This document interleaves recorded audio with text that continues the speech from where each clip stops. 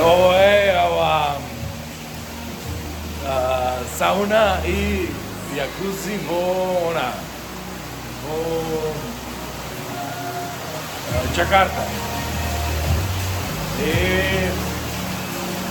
konečno mu je provalik šemata. Evo ga ovdje ova je saunata внатре. Ovdje je ladната вода i ovdje je топлата вода.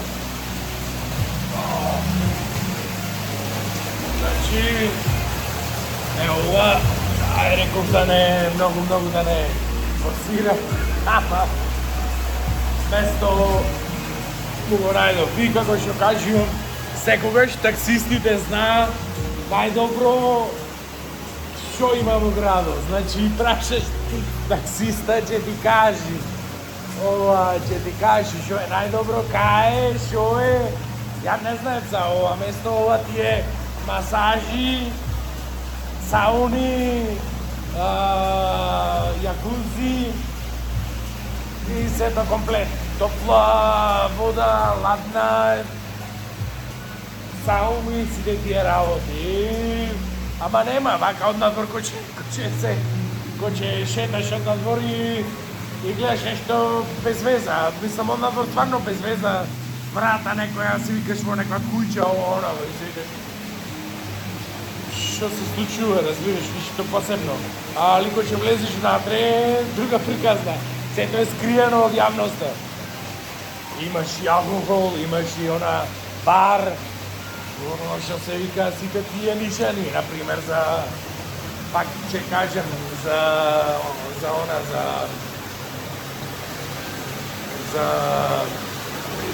исламска држава. Абе, слушај, мислам, генерално луѓето секаде сака нормален живот, без многу ограничувања, без многу рестрикции, само да се беше на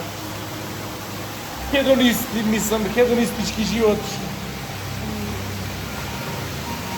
Сега не може не е генерално цело време хедонистички, ама пак што се вика во најмала рака, ти сакаш да имаш некој нормален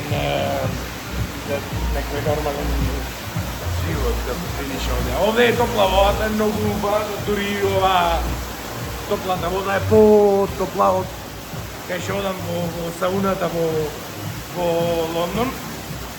Не во Лондон, во Англија, во Нортемптон одам во една сауна. А ова ладнава е, ова е кочан.